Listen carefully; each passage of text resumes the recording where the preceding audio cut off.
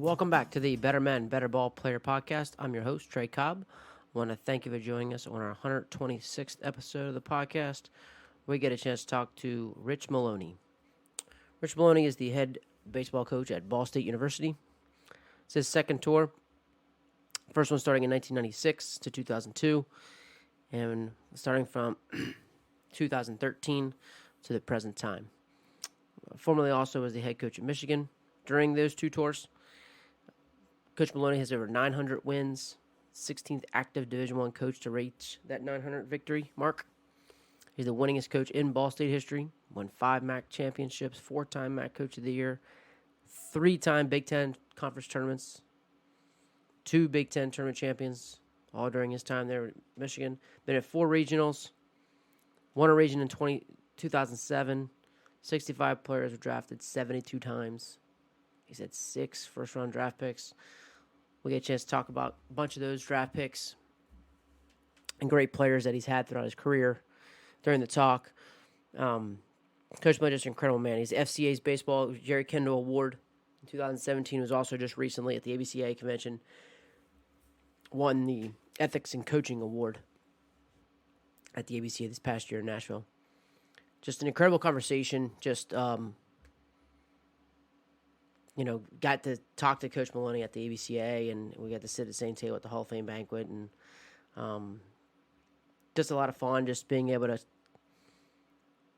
understand how he's cultivating his program, the kind of guys that he gets, and the language that he speaks is true, and it's understand how his guys gravitate to it. And I just love and he hits the ground running with all his relationships, and those relationships are real, even just based off of the conversations we have, and the guys that continue to call him and come back into the program, come back in his life. So, just want to thank him. I know you guys are going to enjoy it. I want to thank our podcast sponsor as well, Netting Pros. Netting professionals are improving programs one facility at a time. Netting professionals specialize in the design, fabrication, installation of custom netting for backstops, batting cages, dugouts, scoreboards, BP screens, and ball carts. They also design and install digital graphic wall padding, windscreen, turf protectors, dugout benches, dugout cubbies, and more. Netting professionals continue to provide quality products and services to many recreation, high school and college fields, facilities, and stadiums throughout the country. Contact them today at 844-620-2707 or info@nettingpros.com. Visit them online at www.nettingpros.com or check out Netting Pros on Twitter, Instagram, Facebook, and LinkedIn for all the latest products and projects. So big shout out to those guys. Again, shout out to Coach Rich Maloney, an absolute dude, just an incredible guy, legend, respected all throughout the country. And man, what a pleasure to be able to sit and enjoy some talk some baseball with him. So enjoy the conversation. Here he is, head coach at Ball State University, Rich Maloney.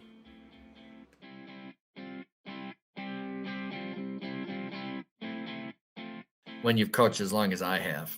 Yeah. It's really about the players I've had the privilege of coaches, other coaches I've had the privilege of working with, and but the memories of the different groups that we've coached. I mean, that's the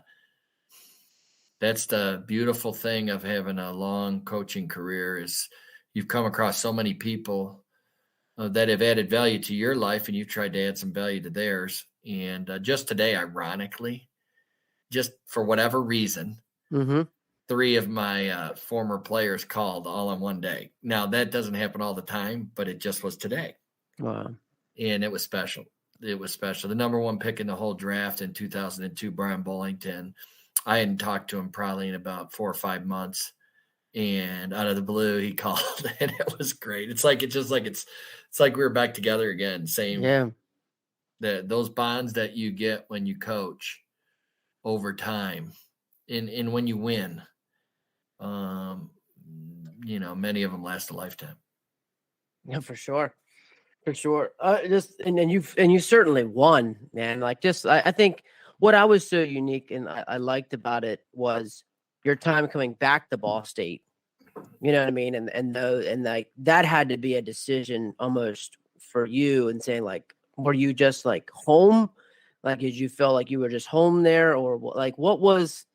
Because I mean, talking to John, like I've never really, we never really talked about that. Like, what was it that wanted you to maybe come back home, or what would you really missed, or I don't know, the situation going back to Ball State? That's a great question, and I tell you what is best thing I can tell you is the first 7 years of my career at Ball State. Ball State gave me the opportunity to be a head coach. Mm. They gave me an opportunity to build a program that had never finished higher than fourth. So great for a young coach, and they had 2 previous seasons. They were 15 and 17 total wins. Mm. So out of 56, if you're 15 and 41 or 17 and 39, whatever that was, but nevertheless, it was a great opportunity for a young coach to come in and really, have a chance to have impact on a program. And I had been given the good fortune to be coached by a great college coach in Fred Decker, who is in the ABCA Hall of Fame, who's like a second dad to me. Who also took me in the wing after my 6-year minor league career, allowed me to become an assistant coach of his for 4 years, making no money, but learning from one of the greats and starting to see, coaching as my dream. I always thought I'd just stay at Western and follow him whenever he did finished. But then I got this break. Pat Quinn, who was the baseball coach prior to me at Ball State, and was moving into an administrative position, which opened the door. And Pat was friends with Coach Decker and reached out to me not once but twice. First time, I didn't think I was going to go to Ball State. I really had no inclination to do it. Yeah. The second time, I said it must be divine, Right? Because I basically said I'm out, and then they still were interested in at least me considering it being an interview process. Went on the interview process, and it was one of those special moments. So anyway, make a long story short, got the job, flipped the program, and really did, we did some amazing things. Had a lot of high draft picks, including Brian Bullington being the number 1 overall. Won 3 regular season titles in the 7 years. Just a lot of draft picks, high draft picks. Then got the opportunity to go to Michigan. Michigan thing started had to build that program, and then got that thing flipped over. And then we won 3 straight Big Ten titles. For the first 8 years, it was magnificent. I mean, it was just, we really were the best team in 2010, but didn't win the championship. And sometimes that happens. We lost by a game. That would have been 4 Big Ten titles in 8 years, which would have been unbelievable. Wow. But we didn't, and we had a new AD, and then I had 2 years of really rough years where the 2 losing seasons in my career, sacked with injuries. And the perfect storm in every way could have hit us. I really thought we would flip it the next year. Honestly, if I was given another opportunity, the recruits that I had, here's the name of one, Jacob Croningworth. That's my recruit. He's an all-star in the big leagues. We had so many good guys coming in.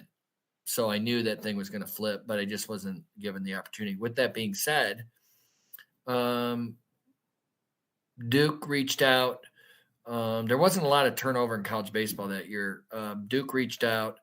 Ohio had me in for an interview. I could have had the interview at Duke, chose not to do that. And Ball State, out of the nowhere, said they were interested. Well, while I was at Michigan, there was a football game between Ball State and Michigan, and 15 of my former players came and tailgated with me. Oh, wow. Them being at Ball State and me being at Michigan, unbeknownst to any of us that I'd returned to Ball State. Yeah. Also, I came back for 2 golf outings. My players asked me to come back, Ball State, to support them and spend time with them. So I did that. So I always was connected and rooting for Ball State from afar. Right.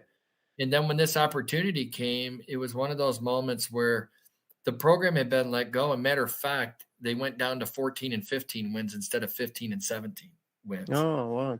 So it was the same kind of situation, but maybe even lower. And the field was in terrible shape. And before I had left, I had this dream of building a baseball stadium at Ball State. Had the School of Architecture actually draw a picture, spent a whole semester showing a vision of my dream. Hmm. Well, I had the privilege of playing a big role in the Michigan new stadium, helping raise the money, casting the vision and all that. And then here I could come back to Ball State and have that redo it, and finish that dream. Well, my wife, she saw me, she looked at the old stadium after coming from the Michigan stadium that we were a part of building. And she goes, "You're really not going to take this job." And I said, "I really think I am." And she couldn't believe it because the stadium was we had just had this great stadium at Michigan that we put so much time and energy into, and to come back to Ball State and see the program slide so far. For me, all I saw was what I saw those players that I had coached with. Mm-hmm. I mean, the players that I had coached, and saw the dream. I revisited the dream that I had for Ball State, and I said, "Well, this is an opportunity to revamp the program, get it back to where it belongs, and hopefully try to build a stadium in the process." And so the rest was it was funny. The first time we had a 17 game turnaround the first year, the second time we had a 17 game turnaround. What's the chance of that? Yeah, man. Isn't that ironic? I mean, think of that though. Yeah. Just such So a I history. was a blessed man without question. And and the thing was, the program was ready to be, it just needed some energy and some love and to reunite the boys. You got to remember those boys for those 7 years. I'd have never had the chance to go to Michigan if it wasn't for those boys. What they did in those 7 years was amazing. We all bought into a dream together, and we won a lot of games, man. And we had a lot of fun together. And to this day, some of those players are some of my very best friends. So to come back home, as you would say, really wasn't, it wasn't hard. When the reason why coming back home was because of the friendships that I had made with my players and in the community, and just, we had a good thing going at a church too, that when we left, we had a lot of good friends. Mm-hmm. All that played a role. Sure. It all played a role. Is being able to you had a tough time, you come back to a place where you had a great experience. You had a church family. You had a lot of friends. But it wasn't easy. I'll tell you that. I mean, we were at the top of the food chain, and we won a lot of games. And then that was kind of taken from us. And that's just how it works sometimes. But then to have the rejuvenation of being able to come back to Ball State was a blessing. Yeah. And we've just gone from there and rebuilt it. And now we're just trying to be good stewards of it and trying to finish the stadium. We got a stadium built, but there's still more to come. We got more work to do. And I'm hoping before my time's up that I can finish that for the good of the program and the future of the program. And for those boys, like you're saying, when you talk about building like relationships and you having these like they're your best friends, like these players, like what, how do you mold? How are you molding those relationships? How intentional are you doing those things? Like as you're building the relationships, is it like a daily communication, or is it like the things that you're doing? Are you doing the stuff in the community? Is that how you're building these relationships with players? I think it's all the above. I think when you're a coach, I got into coaching because I wanted to be a mentor. Obviously, I love the competition. Yeah. I love the competition. I love the great game of baseball, without question. But this was a vehicle to add value to as many as that I possibly could. That's where I find great joy, is when you get a call from Brian Bullington today. And you hear Brian talk about his daughter, Isabella, and she's being recruited by all these volleyball schools, and she's about to make a decision once June 15th comes around or whatever. Then she gets to make her, then it gets real. Right. But just to hear him talk about the pride he has in his daughter, and Lauren, his wife, had played volleyball at Ball State, and that's where they met.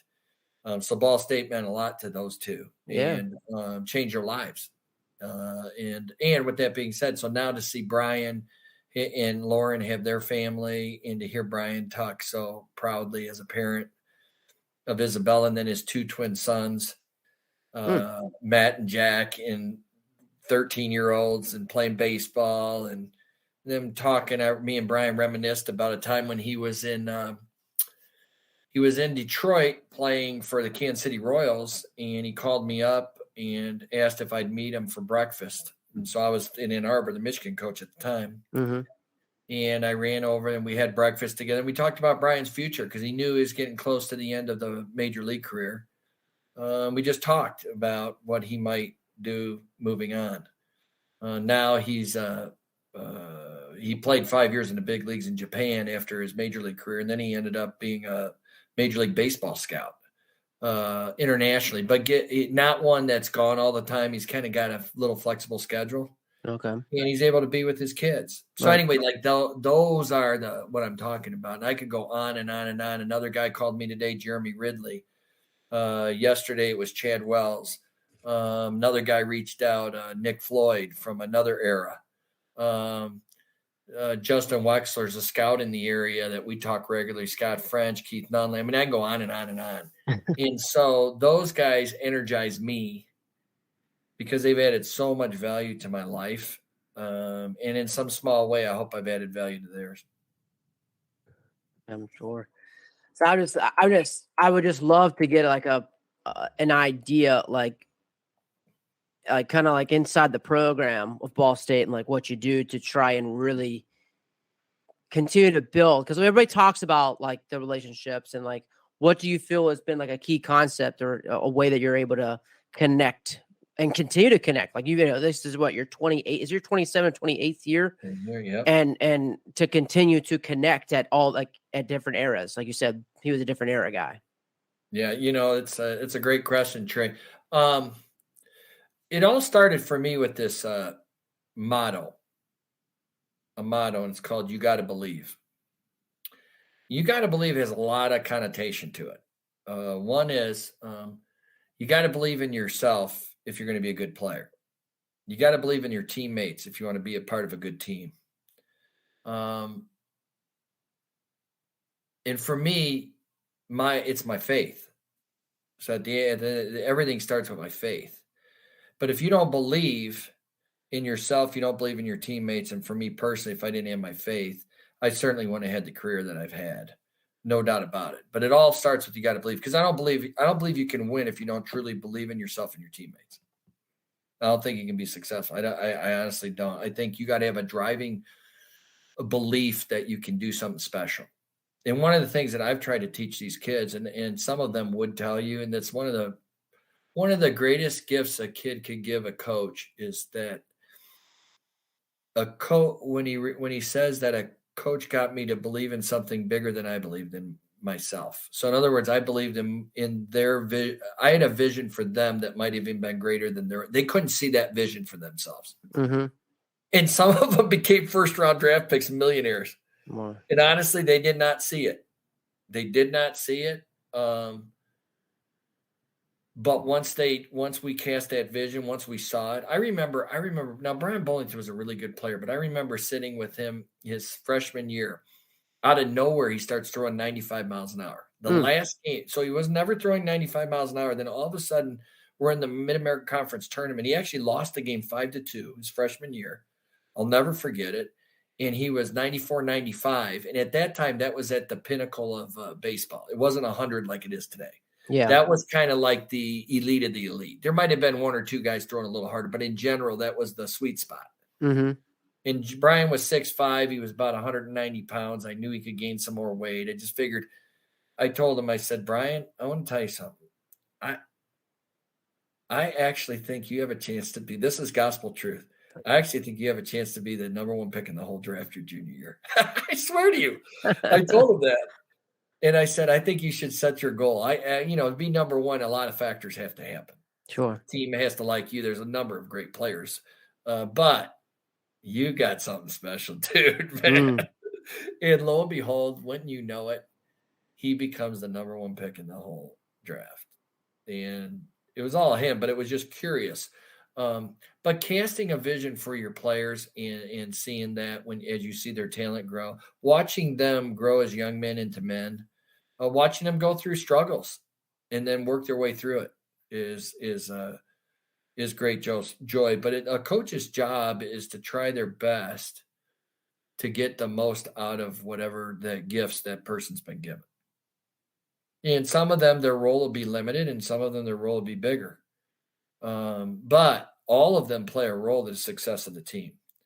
Now, another thing to add to that, now on my second tenure, I have every boy read 2 books before they get here. They have to read these 2 books. The first one's called The Hard Hat by John Gordon. The Hard Hat's about being a great teammate. Being a great teammate. Because for me, it's all about the team. It's no matter – and what was so great is, like, I just bring up Brian Bullington because I have so many Bullington stories, but I can go with a number of players, but his are pretty great in the sense that Brian pitched in one of the games his last year in the Mid-American Conference. He probably had his worst start ever in his career. We lost 13-3 to Kent.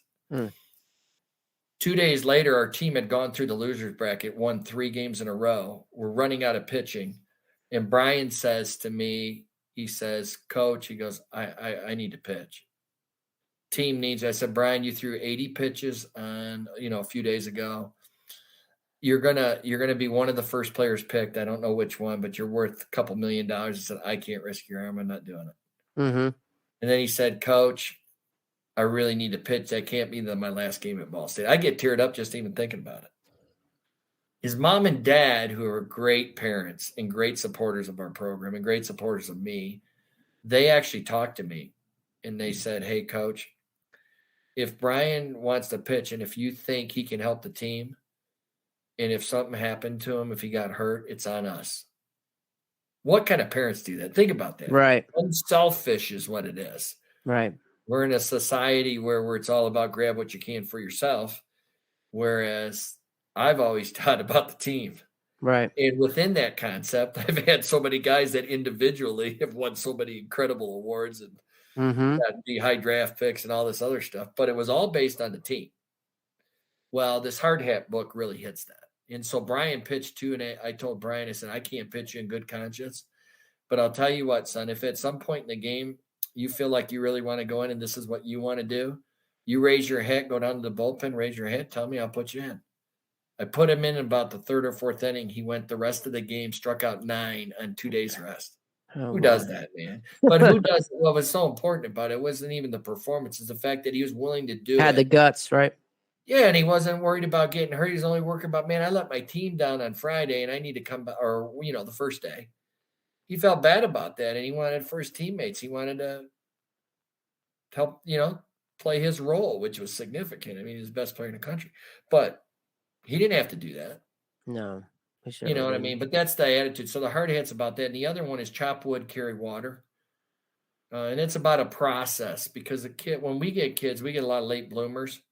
So obviously if they were tearing it up and everybody was recruiting them, they probably pick a Power 5, right? Mm-hmm. So we've made our living on getting that kid who is just a little bit maybe under the radar, but has an upside. Mm-hmm. And we've been fortunate to pick many of the right kids and get them to come into our program and develop and get stronger, and then all of a sudden throw harder or run faster and hit it farther.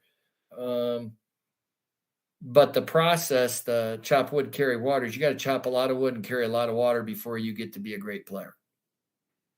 And those are two they have to, matter of fact, it's funny, I'm getting ready to send them out to the incoming recruits that have signed with us, because they'll have to read it. And the first day that they get on campus, once we get a hold of them, we go through the books and they have to have it highlighted. This is no messing around, man. This is our core. This is our culture. This is who we are.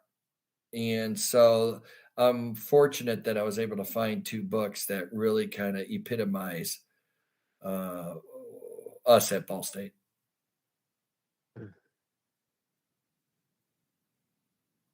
Love that. So you're saying that as you go through it, because and you hear again, I hear a lot of that going through books and things like that. So like your process of going through the book and getting guys to know that they at least heard this and they have spent time with the books. You're just going through each chapter. Is it when you first get with them, are you going over all the books at once, or is this something you're doing throughout the fall? No, with all the newcomers. So all the other guys have already been through this. Right. So all the newcomers, because they'll always hear the lingo. You'll hear us say chop wood, carry water. You'll hear us say be a great teammate. Mm-hmm. Time and time again. This is part of our core. But those first days, we go through it, and they got to highlight, and I'm calling every one of them. Mm-hmm. Well, they got to know it, and they got it highlighted, and they got to understand it. We have a great discussion. It's one of my funnest days of the year, honestly, because first of all, they had to make a commitment to read the books. Yes. They're going to be called upon. I value it so much. It's such a core value of who we are that, and if you can't do that, then you need to not be in the program. Mm-hmm. So if you can't be a great teammate and you don't understand the process, that's too much for you, then this is probably not the right place. It wouldn't be the right fit. So, because the standard we have is really high in how we do our business. And, you're expected to perform at a high level, but you're going to do a lot of things. To perform at a high level, you got to do a lot of little things really, really well that add up to some big accomplishments. And so our job is to train them in all those things. And if they do them, many of them with their skill set will do some pretty good things. Now, you're talking about in terms of like the values of what you're talking about inside the program. Is that what you're saying? Like based off of like, probably timeliness or, the different thing you're doing within your program. Is that what you're saying? Yeah, like hard work. We get up early in the mornings. We've done it ever since I started.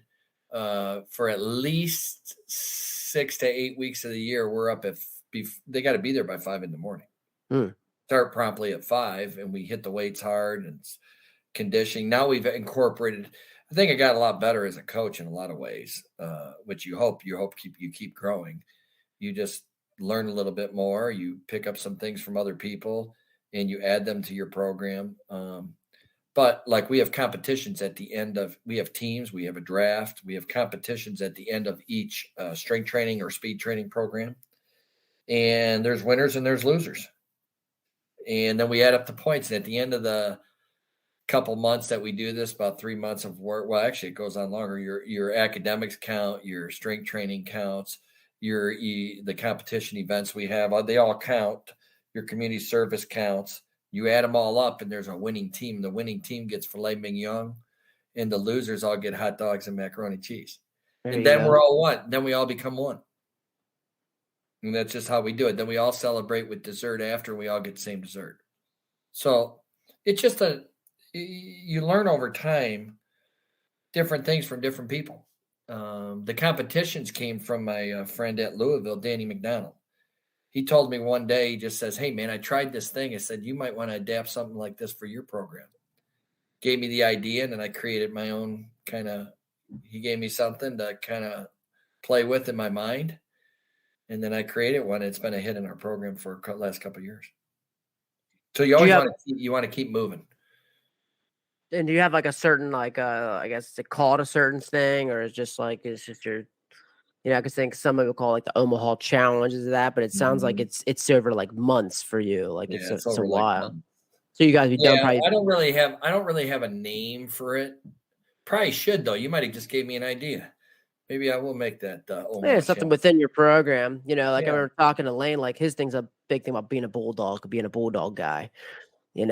Just this things like that. But it's all because that's part of his language. Like you said, it's part of his language. Yeah. So it's like, whatever's kind of. Like when you talked about your values, like is process, like you like define those things? You're so like, being a good teammate, is that those things are core values of your program? Core value and hard work, and 211 degrees water's hot at 212 degrees water a boil. That extra degree makes all the difference. I mean, you can move a locomotive if you put enough water to create enough steam, but you got to have that extra degree. So you're trying to find as many guys as you can that have that extra degree. Another one, like our word is grit. We're grit. Right. And it actually comes from something that started a long time ago for me. I call it dirtbag. If you're a dirtbag, that's like the biggest compliment you can get in our program. A dirtbag is the guy who just will do anything and everything he can to help the team win. That means being a great teammate. A dirtbag is a guy who's going to not only just get dirty in the game, diving, whatever. A guy will be a dirtbag, somebody who's enthusiastic to the rest of the teammates. A dirtbag is the guy who gets positive emotion off the mound, not negative emotion. A dirtbag makes everybody else better. So for us, dirtbag, and to me, now we've come off of that, meaning dirtbag's the epitome, but grit is what helps become a dirtbag. Yes. It's the grit that you have to play this tough game. This game is a tough game. I mean, like football, and I love football. I love football. Football's a physical game. Mm-hmm. Okay. Baseball is really, really tough on the mind. Yes, it is. It's the mind game. It's the game you have to conquer the mind, because the mind will play either for you or against you if you let it. So you got to be able to control your mind, because there's so much failure in this game. Mm. And that's where the grit has to come in, man. When you're struggling, you got to stay on the process, and you got to be gritty and just believe in yourself. That's where the power of belief comes, because if you don't have enough belief in yourself, now you wither when the storm hits. And the storm will hit. I don't care if you're the greatest player or you're not. Verlander gives up runs. Scherzer gives up runs. Derek Jeter went 0 for 32 in his last season. Anybody who's been any good in baseball has had a long drought for a period of time. And that can really wear on you mentally, which really can take you in a bigger tailspin. Or you can be like, I think it was Tino Martinez. One time I heard this story. Don't know how accurate it was. It was given to me, so I'm just relaying what I had heard. But I had heard he was playing in the World Series, and he was in a pretty bad slump. I don't know if it was 0 for 20 or 21 or whatever, or just 0 for a while. Yeah. And being at the World Series, there's a whole lot of cameras around and stuff. And I was told that one of the reporters asked him, "Man, you're really loose. You're really loose, and considering you're in a slump." And he goes, "Man, I'm a lifetime 300 hitter. I've been through a lot of battles. That just means now that I'm in this little funk, it means my hits are just around the corner." That's right. Now think of that for a minute. They're coming.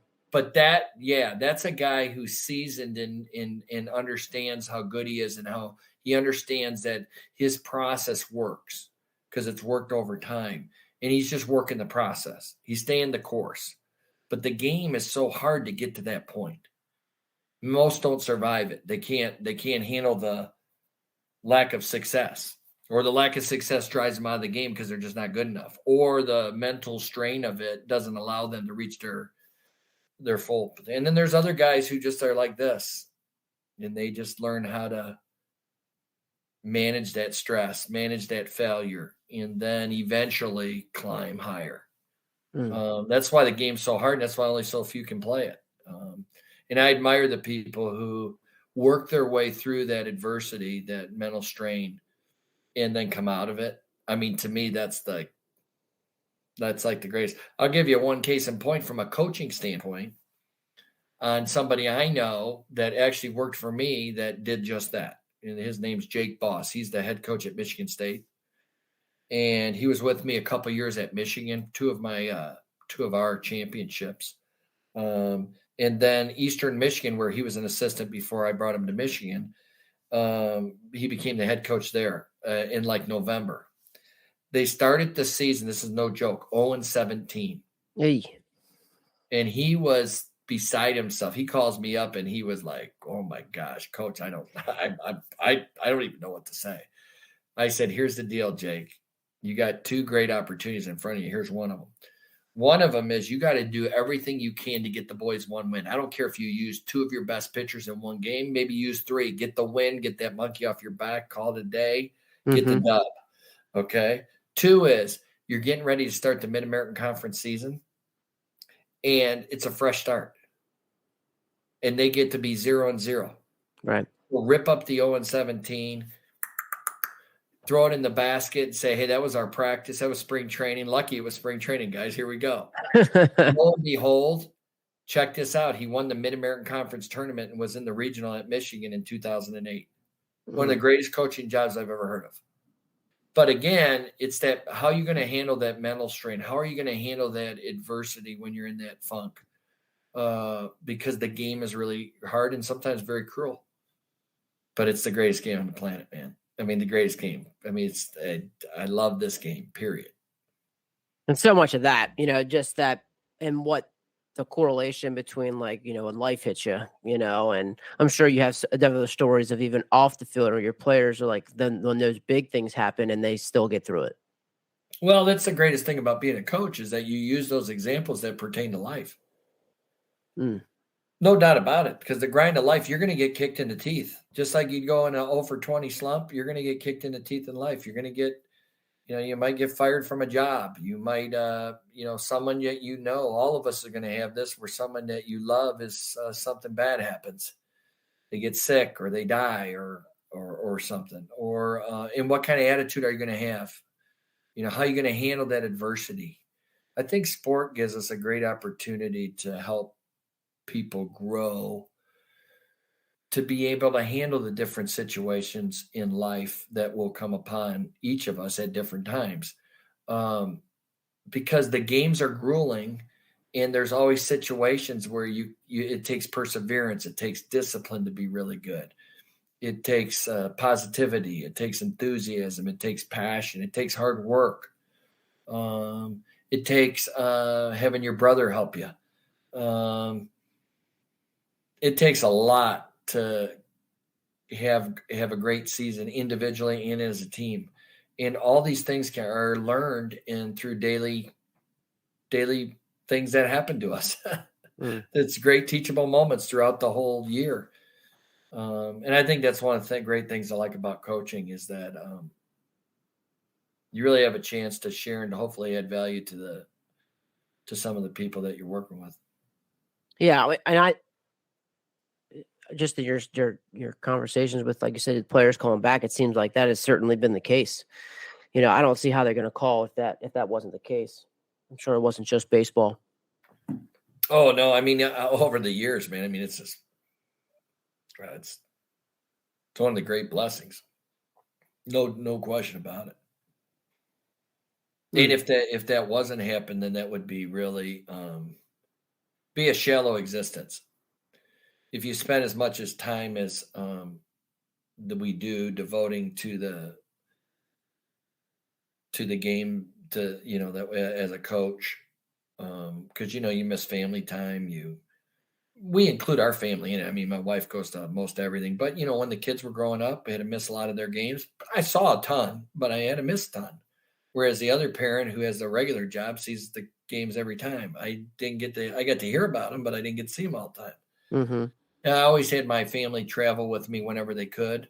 But then once the kids got of age, they got their own things to do. And so my wife had to be valiant in being able to manage their schedules and get them where they needed to go to grow. But it's those. So you give up a lot when you coach, but you're blessed a lot if you have the relationships. I mean, Dre Jameson, one of my big leaguers, now he's in the minors right now just for a period of time. He'll bounce back up here soon. Dre and we just talked the other day. He got sent down. Dude's got electric stuff. He has a chance to be a superstar. Yeah. He's got moxie. He's got everything that you want. Happens to be an undersized guy that everybody said couldn't do it. Guy throws 100 miles an hour. Amazing fast arm. But even more amazing, the belief in himself, the fighting a dog, as one would say, the competitive fire. He's got it all. But we were just talking because, he had a bump in the road right now. Yeah. Hey, and you got to talk. This is a great time to talk. I said, it's easy to talk when it's going good. Your friends are the ones that come alongside you when it's not going good. Because everybody wants you when you're going great. Man, I'm a big leaguer. I'm a star. I just beat the Dodgers or whatever. No, man, it's when you're in the trenches, man. Who's with you when you're in the trenches? I always want to be that guy. Mm-hmm. I want to be that guy that if they need me for something, they know they're going to get encouraged. So we talked about it. It was great. Alex Call, he's leading off tonight. Matter of fact, he's playing right now. One of the all-time greats that I've ever had the privilege of coaching. And he went through a 3 for 52 slump early in his career in the minors. 3 for 52. That's not exaggerated. That's truth. Think of that for a minute. Now he's a leadoff hitter in the big leagues. So he had to work his way through that struggle. He had he had to go through the process. Right. And he had to have enough confidence in himself. And then he had people around him. I'm just one of them. He had a supportive family and all of us rooting for him and helping him through as he went through his struggles. And to his hard work, to his discipline, to his credit, he had his dream and he really believed he could make it. And by golly, he did it. So it's special. But I mean, that's what it's about. And you know what? It's even what I'll tell you one of the moments that was really special for me in my coaching career. It was I was coaching at Michigan, and right when I got the job, they asked me to be a part of a fundraiser for Mott's Children's Hospital. And so I was golfing. I'm not a very good golfer, but I was golfing with, some people that were financially going to help the cause. And I happened to be with a doctor, Dr. Oye, and first time we ever met. And I was fascinated because he's a pediatric heart surgeon. Oh my! He performs a surgery that only 5 people at the time at least that's what I was told, in the whole world could do. Oh my gosh! Here I was golfing with this legend, so he's a rock star in his profession. Right. You wouldn't know it unless you had a child who had this thing, and this dude it's kind of like if you come to Dr. Oye, either this procedure is going to change that person's life forever in a good way, or they might lose them. Right. So, think of that. We're playing a game of baseball, and this dude's saving lives, man. Yeah, for sure. Well, anyway, Dr. Oye says, I was always fascinated with medicine. If I could have been a doctor, that would have been a great thing. I probably wasn't smart enough, but I was fascinated with it. And I read some books on it. I mean, it was interesting to me. Well, interestingly, so I told him that, hey, man, I was always interested in medicine. He goes, why don't you come over sometime and watch one of my heart surgeries? Wow. I said, you kidding me? Well, I waited 2 years. The irony of the whole thing is I had a boy that wanted to be a doctor. So I called Dr. Oye up about 2 years after, and I said, hey, is there any chance that, would you still be willing for me to watch the surgery? He goes, oh, yeah, coach, would love to have you. And I said, any chance I could bring my captain with me? He wants to be a surgeon. And he says, absolutely. So now I thought it was going to be like Grey's Anatomy where you're looking over like from afar away. Right. Oh, no, man, I was right. Me and Kyle were right on top of we're watching this amazing doctor do this incredible procedure to save this infant's life. Oh my gosh. Yeah, I mean, come on. I mean, amazing. So what a teachable moment. What a moment to share with one of your players. And by the way, my player is an orthopedic surgeon. Oh, wow. No. Cool. So, I mean, and that just to have an opportunity to share that moment with somebody that you had great respect for, and somebody, one from the doctor to be able to allow us, what a human being, to let us into his world, be up close like that. 4.5-hour surgery too, mind you. And you're just standing there and you're watching. I mean, it is amazing. But then to have your player go through the grind of studies and then residency and then realize, and then have my wife have a knee situation where I said, we're going to call Kyle up and we're going to get a second opinion. Kyle talks to Mrs. M and he tells her, hey, these are your options. And my team thought this would be the best.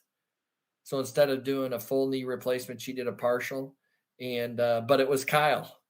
And It was so great. How great is that? You have somebody that's, you loved and cared about, you spent a couple years of your life with, and now they're succeeding and having their own family. I mean, come on. It's great. It's great. And there's so many of them that over the years have done amazing things. You're just so proud. And you run into them at different places. Like they'll stop over, they'll watch the team. The one boy, Jeremy Ridley, he called today and he said, hey, coach, I just was calling just to say hello. I haven't talked to you in a few months. And then he said, I'm planning on bringing my boys. They're 10th graders. He said, I plan on bringing my boys over to the game in a couple weeks.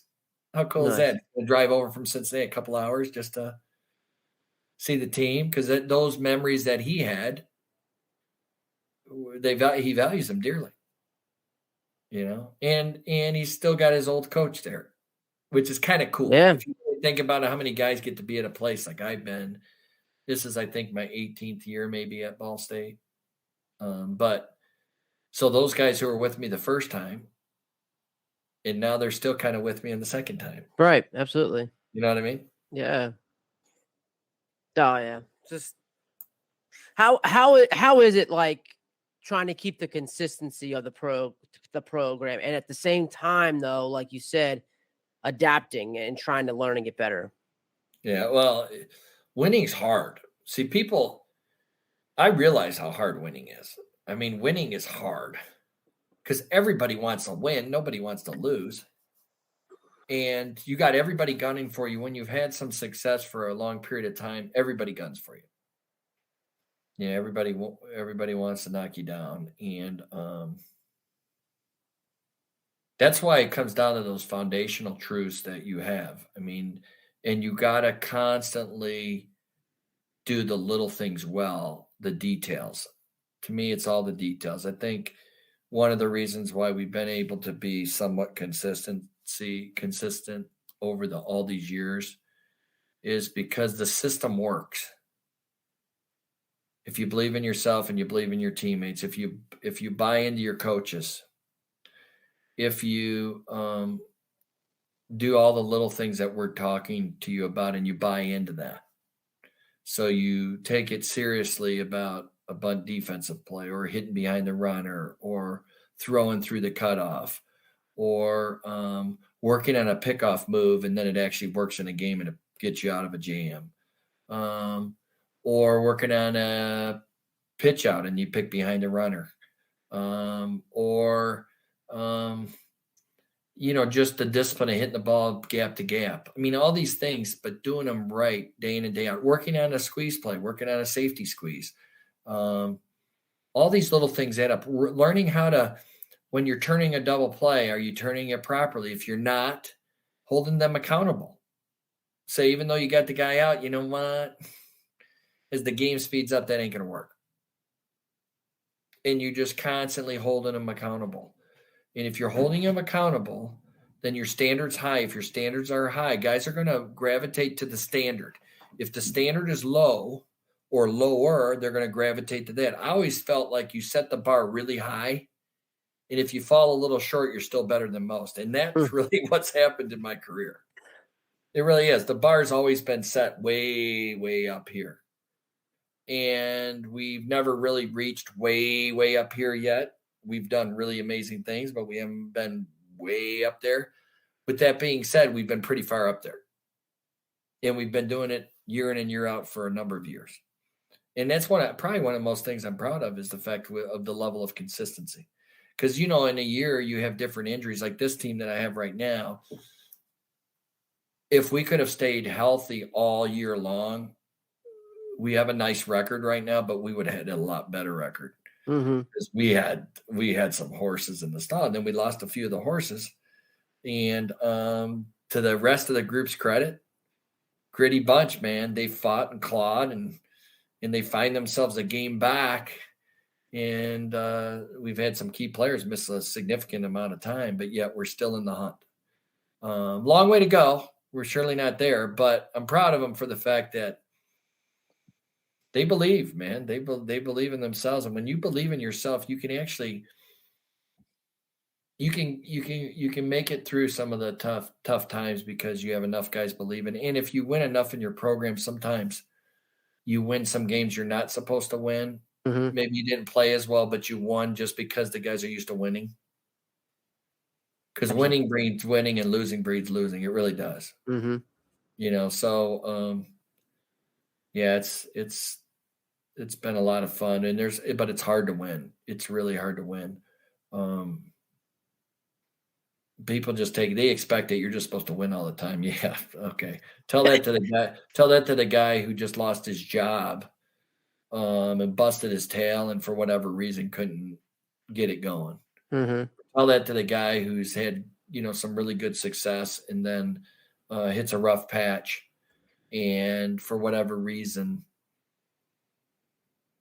has trouble getting out of that mess, but yet we all know he's a really good coach. Or tell that the guy who had a program that's very underfunded and yet maybe hovers around 500, has a little bit, but really is doing some amazing things if you really understood the industry. Right. But nobody cares because all they look at is what's in the win and loss column. So it's hard to win consistently over a long period of time.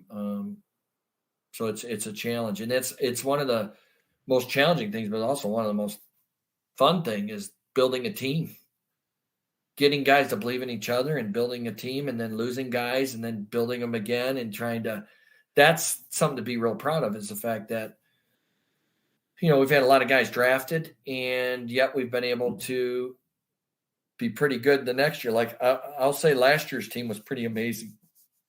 One of the most amazing teams I've had the privilege of coaching, because the year before, actually the 2 years before, we won 38 games. In 2019, we were 20-5 in the league. If you go and you look at the champions in every league and you see if they have a 20-5 record, if they win their league, I'll bet you there isn't one team, or maybe there'll be one team that had a record like that and didn't win their league. Yeah. And we were that one, and we didn't play 2 games because of rain out or snow out. And so the other team beat us by basically a half game. Okay. And then the next year we won 38 games again. We beat Arizona twice on the road, and they go to Omaha. We beat Kentucky twice on the road, 2 out of 3. Then we go to Old Dominion, who ends up being, I think, a number 1 seed. And we play a great series. We didn't win any of the 3 games, but we played a great series. And we really should have won game 3. They were very fortunate. We out-hit them, and they really had no business winning it. But they did. Good for them. Mm-hmm. But nevertheless, we had a great team, and we lost that year by 2 games, and we lost a boatload of players. And then last year, we win on the we win the regular season championship. We go 32-7. And it took to the last game of the year to win the league. The other team was 30-7. Think of that for a minute. Wow. So every game was a grind. Every game. But we had lost so many guys the year before. You would have thought, a lot of the guys would have said, nah, they had their chance and they kind of missed the opportunity. They were great, but they weren't good enough. Mm-hmm. And then the guys rise up and they just shine like no other teams, and then this year, we lost going into this year. We lost our first baseman and all our outfield. And all of those guys had big numbers. And this year we're actually scoring, I think, I'd have to check again, but we're scoring equal number of runs or more this year than we did last year after losing all those guys for whatever reason. And that's, for me, I'm proud of that because that's hard to do. I'm proud of the guys for rising up. So a guy has a average year the year before, and then all of a sudden he becomes a star. So he stayed on the process, and this happens in our program a number of times. Last year, Zach Cole, he ended up being a 10th round pick. I thought when I recruited him, he'd be a first rounder. True story. All the skill set was there, but his first year, he hits not very good. Then he suffers kind of an injury, doesn't get to play much in the fall, doesn't play at all in the fall.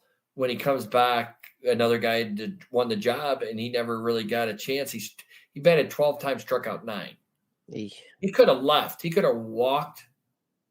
How many guys would have stayed? Think of that. Nowadays. Yep. They're right now. Nowadays. They just go. But he knew that he wasn't consistent enough. And he knew this program that, the best players play. Mm-hmm. And even though he was a great talent, and we knew he had probably maybe the most gifted talent of all, but the reality is he wasn't consistent enough, even in his practices, swing and miss. But to his credit, he stayed. And guess what? He made an adjustment. He bought into the adjustment. And the dude, in the last 5 or 6 weeks of the season, he put the team on his back like no other. And he was a one-man record. As good a player as we had, this dude carried this team at a level that I hadn't seen. And I'm telling you, and he gets picked in the 10th round. Had he had a good sophomore year, the dude's a first round. He's 5'2". I'll bet you. I personally believe he's going to play in the big leagues, and I wouldn't be surprised if he's actually a real player, like a star. Yeah, yeah. Because he has the skill set, and it just started to click for him. Mm-hmm. And he's already hit a couple bombs, had some big games in the A ball. He's just starting out, but he was a 10th round pick. But here he didn't play for 2 years, really play, stayed the course, and then he becomes a rock star. Chop wood, carry water. That's what he did. And you got to give the dude a lot of credit, because a lot of guys would have walked, man, and he didn't. And people were telling him, there were some people saying you should go somewhere else. You know what? I'll bet he'd tell you right now he's really happy he stayed. That just speaks to, man, it's, yeah. Coach, I guess just speaking through all that, something just kept coming back to mind is like that grittiness, like what you're saying, and then a guy just like that, and you mentioned multiple of those guys. Has that been cultivated in your program, or are you able to find that and say like that guy has what we're looking for? I think we've cultivated it, and I think we've I think two things. I think we cultivate it naturally in our program by how we do our business. I think it's all part of our culture. I think people have seen that so many of our guys have gotten so much better. And I think part of it is identifying a skill set that is capable of getting better. Sure. And I think the components of what we teach in our strength training and all that kind of stuff all flow together to try to bring out the best in these kids. But a lot of it is recruiting a kid who has ambition and drive. Because, you can put stuff in front of people, but if they're not self-motivated, then they're not going to realize their full potential. You know what I mean?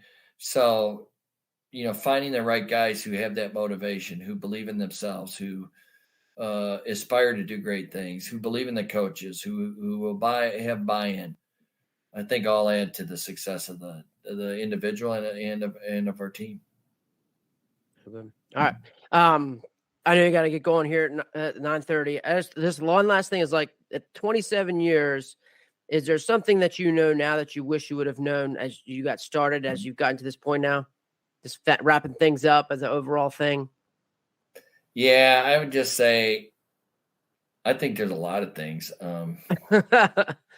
Beyond the things that you've already given, we've already talked about, that was just awesome. Yeah, I just think when you're a young coach, you're naive. You play on your energy.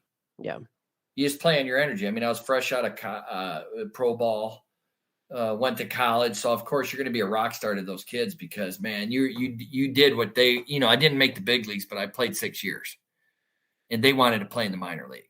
So you're instant attraction to them. So it's your energy, it's your positivity, it's the grit, being gritty. I think the way mom and dad raised me. I mean, I was doing a paper out in 8th grade, 5 a.m. in the morning. So why do I have 5 a.m. lifts? Man, I got up at 5 a.m. and I played 3 sports. Mm-hmm. My dad was a machinist. My mom was a stay-at-home mom. We didn't have a lot of money. We had a lot of love. Mm-hmm. We cared about each other. Family was everything. And we did things the right way. And my dad and mom had a high standard of ethics. And you were expected to work. And you're expected to do well in school. And you're expected, if you went to play a sport or whatever, you're expected to be a great teammate. They taught me all those things. And then my other coaches who came along the way breathed into me and did the same thing. And therefore, I wanted to be like them. So I had a lot of good role models. But some of the things that young in my career, I just played off my passion and my energy. I had some knowledge, of course, but I would sell to the recruits, man. I'm going to give you everything that I got. And you're going to be part of something special because we're going to do something special here. And fortunately for me, those kids bought that hook, line, and sinker. And now it was funny because when I was talking to Bullington today and Ridley, I said, it's funny. Coach reflects on the career and stuff. This is your program, man. You guys built it. Yeah. You guys built this program because you believed, man. You believed this pipe dream this coach had. and you bought into it and you guys made that dream happen, and you're still making it happen because you guys are the tradition. You're the backbone of our program. And I love that they care about it so much. I love that. And I said, hey, I don't know how much time I got left. You know, I feel great.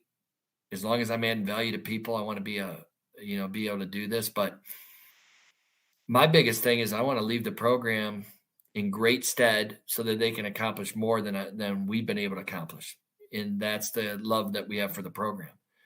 And so for me, it's not me, it's all those people that have been along the way that we've all done this together, and it's our program. And I tell the kids it's their program, and I just get to be the chance to be the steward of it. And then I'm going to pass the baton sometime. I don't know when. I'm not looking forward to it. I'm just staying in the moment. But when the baton's passed on, I want to make sure that it's left in great stead. It means a lot. It means a lot to me, but it means a lot to the players that I've had the privilege of coaching.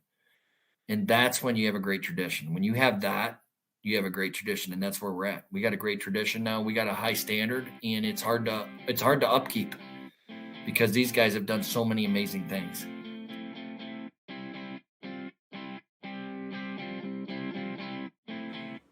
Love the talk. We hit the ground running from the start, and right from his get go of touch base about relationships. Love this calls about his players calling him, just calling him and touching base. I kept on just seeing like the inspiration, just seeing the picture of someone that you're trying to build a vision or what you're trying to envision by a long career in coaching, and of all the different things as he was going to talk and simplest forms of at the end of the day, you've got to believe in yourself. You got to be the driving force of believing in something special. You got to believe in yourself if you're going to be a good player. At first, in your teammates, if you want to be part of a great team, and how for him it all starts with his faith, and all those things help him create that big belief. But even casting that vision for his players, casting the vision, holding the standard, and having the standard set high where we don't know if we're going to reach it, but even if we fall short of that, we're still higher than most. What an incredible way! The two great books, Hard Hat by John Gordon, Chop Wood, Carry Water. Just setting the standard, setting the get-go from the ground running with anybody new coming into the program. Just setting his tone right away. Man, I loved how he talked about even just baseball having to conquer the mind. A couple of things that stick out to me is just a matter of how guys will gravitate to the standard. Guys will gravitate to the standard. How the storm is coming, it's going to hit. Guys who are ready to keep to the process, stick to it, and have the mental capability. How great our game is to do those things. But guys will gravitate to the standard. I just love how he said that, his language of speaking. And so, again, just Coach Maloney, I just really can't thank you enough. Thanks to our guys at Netting Pros. I hope you guys enjoyed it. Just some really great talks with Coach Maloney and some great gifts from a great coach who still has some great things left going on. Even just to take this time out of his busy schedule during the spring and during the season, he's in the hunt for a championship, and just speaks to the kind of person he is. And just really appreciate him and appreciate all you guys for the support. And until next time, keep getting better.